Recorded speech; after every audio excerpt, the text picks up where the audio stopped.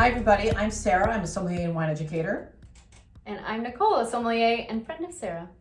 And today we are going to ask each other questions, frequently asked questions that we get when we are on the floor in a restaurant from customers. These are questions that we hear all the time. Mm-hmm. Okay, here we go. Nicole, what is the difference between Pinot Noir from California and Pinot Noir from Burgundy, France? I love both of those. Yes. Yes.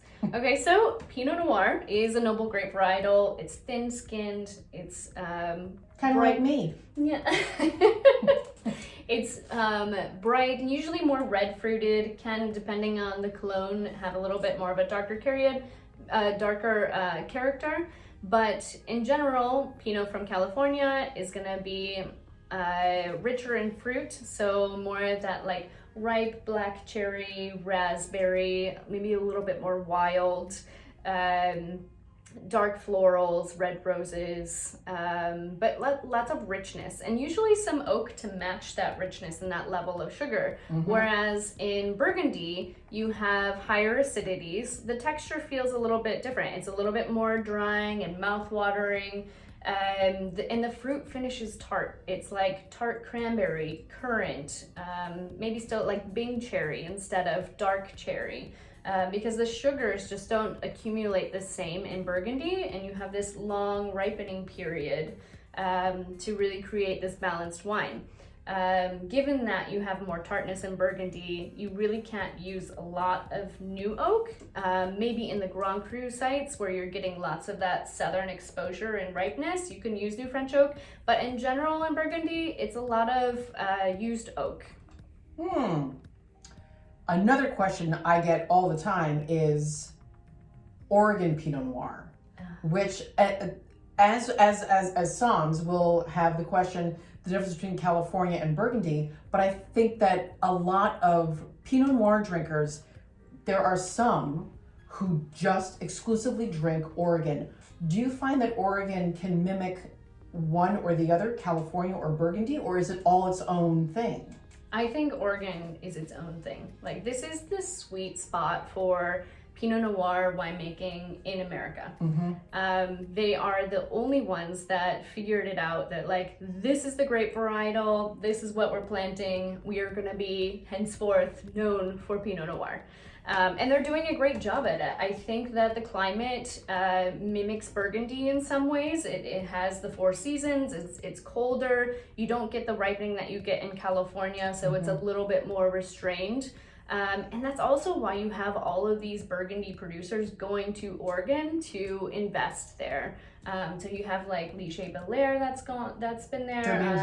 Drouin, yeah, was the other one. Yeah, there's a handful of like really great Burgundy producers investing. And I mean, given that they have so much tradition and centuries of winemaking in Burgundy, I mean, it must say something, right?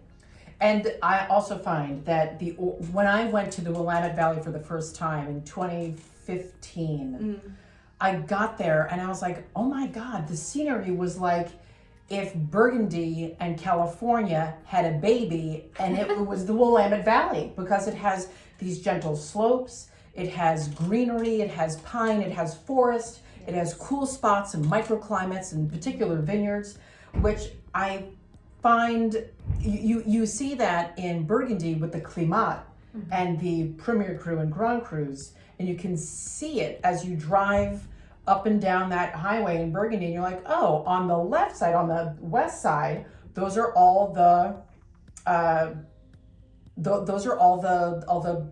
the slope of all the crus, of Premier Crus and Grand Crus. And then when you get flat on the other side of the road, it's all village level or village level. But in Oregon, there, the twisting, meandering road as you go north from Portland, then hit Chehalem, and then all the way down to McMinnville and Eola Amity.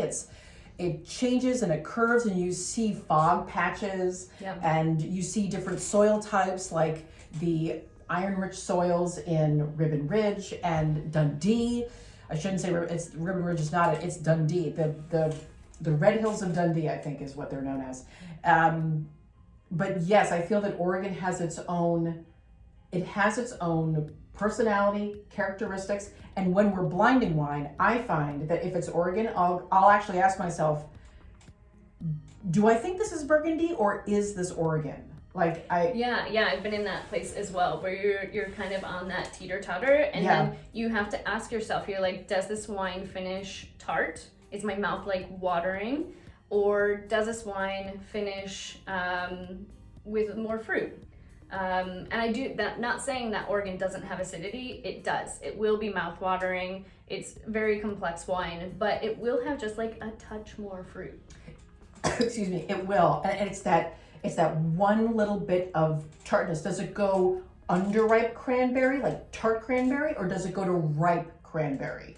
Or strawberry, raspberry, whatever the fruit is. Is it tart / underripe, or is it ripe? And that's the defining moment for me when I can determine, hopefully correctly, what appellation or where it comes from in the world. Yeah.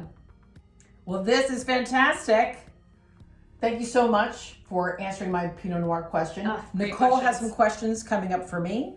And if you're as nerdy as we are, join us for some more frequently asked questions that we get from our guests.